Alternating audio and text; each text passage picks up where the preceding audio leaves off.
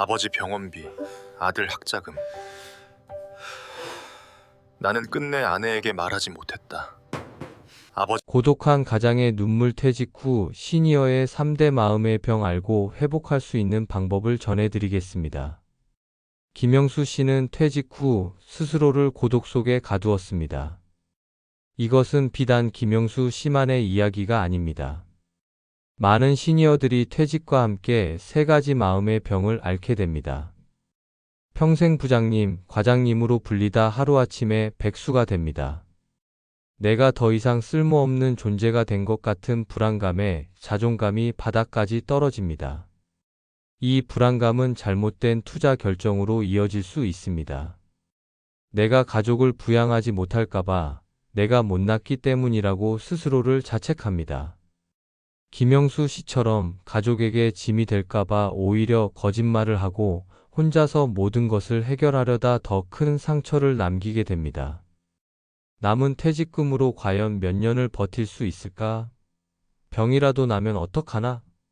이런 막연한 미래에 대한 공포는 판단력을 흐리게 하고 눈앞의 유혹에 쉽게 빠지게 만듭니다. 이 마음의 병들은 통장 잔고가 줄어드는 것보다 훨씬 위험합니다. 당신의 퇴직금이 독배가 되는 순간은 돈이 사라지는 순간이 아니라 마음이 병드는 순간이기 때문입니다. 김영수 씨가 아들의 적금에 손을 대고 무리하게 치킨집에 올인한 것은 단순히 돈이 없어서가 아니었습니다. 그것은 불안을 회피하려는 심리가 낳은 비극적인 결정이었습니다. 아들이 유학을 꿈꾸는데 아버지는 수술이 시급하고 저는 그때 돈으로 이 모든 것을 해결해야 한다고 믿었습니다. 가족에게 가장의 무능함을 들키는 것이 세상에서 가장 두려웠으니까요. 불안감에 휩싸인 시니어들이 흔히 저지르는 가장 위험한 퇴직금 활용법 3가지를 알려드립니다. 1. 묻지마 고위험 투자 퇴직금을 빠르게 불려야 한다는 강박에 검증되지 않은 고수익 투자에 전 재산을 넣습니다.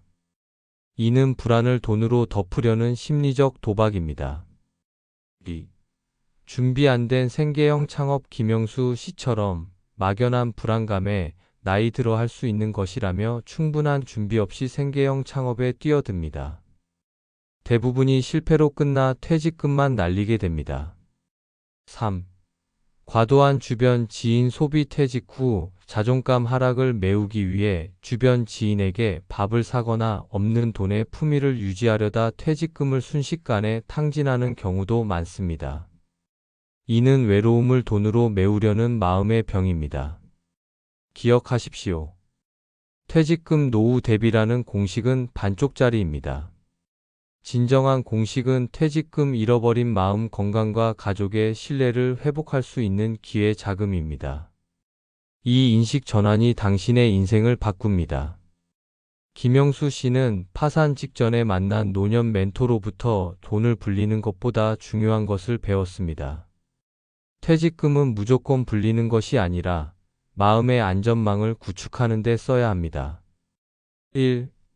감정자산 투자 퇴직금의 최대 20% 대화와 연결해 투자하라. 김영수 씨 아버지의 가계부에는 돈이 아니라 아내와의 대화가 끊긴 날이 기록되어 있었습니다. 이 돈으로 가족여행을 가고 배우자와 함께 새로운 취미를 시작하세요. 자녀에게 작은 선물을 사주며 사랑한다고 말하는데 쓰십시오. 이것은 쓰는 돈이 아니라 쌓는 신뢰입니다. 잃었던 가족 간의 정서적 잔고를 다시 채우는 가장 확실한 투자입니다. 2. 정체성 자산 투자 퇴직금의 최대 10% 경험에 자산 전환에 투자하라. 큰 돈을 들여 치킨집을 차릴 필요는 없습니다. 김영수 씨처럼 당신의 30년 경력은 지혜를 잃지 않았습니다. 소액으로 시니어 멘토링 교육, 유튜브 콘텐츠 제작 수업 등에 투자하세요. 당신의 실패와 고독했던 경험은 다른 이들에게 가장 비싼 콘텐츠이자 지혜가 됩니다. 이는 돈을 버는 것이 아니라 자신을 다시 정의하는 시간을 사는 것입니다. 3. 마음의 안전망 퇴직금의 최소 50% 절대 건드리지 않을 비상금 설정. 나머지 절반 이상의 퇴직금은 정말 위급할 때만 쓰는 돈으로 명확히 구분하여 은행 예금 등 안전자산에 보관하십시오. 이 돈의 존재만으로도 당신의 심리적 안정감은 50% 이상 상승하며 불안으로 인한 잘못된 충동적 투자를 막아줍니다. 이것은 돈 자체를 불리는 투자가 아니라 마음의 평화를 지키는 가장 견고한 방어막입니다. 김영수 씨는 노년 멘토의 조언을 듣고 무릎을 꿇었습니다. 그리고 아내에게 모든 진실을 고백하고 용서를 구했습니다.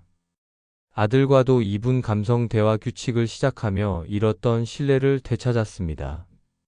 그는 치킨집 간판을 내리고 자신의 실패 경험을 바탕으로 4050 희망 재기 컨설팅을 열었습니다. 저는 물질적인 풍요뿐 아니라 수많은 이들의 가족 관계를 회복시켰다는 성취감으로 충만했습니다. 아들은 제게 말했습니다. 아빠, 치킨집 사장님보다 지금 아빠 모습이 훨씬 멋있어. 여러분, 기억하십시오. 가장 큰 자산은 통장 잔고가 아니라 가족과의 사랑과 대화입니다. 돈의 활용 목적이 가족에게 자랑하기가 아닌 가족의 안녕과 평화가 되어야 합니다. 이제 당신의 통장 잔고만 들여다보지 마십시오. 돈 가계부 대신 감정 가계부를 써보십시오.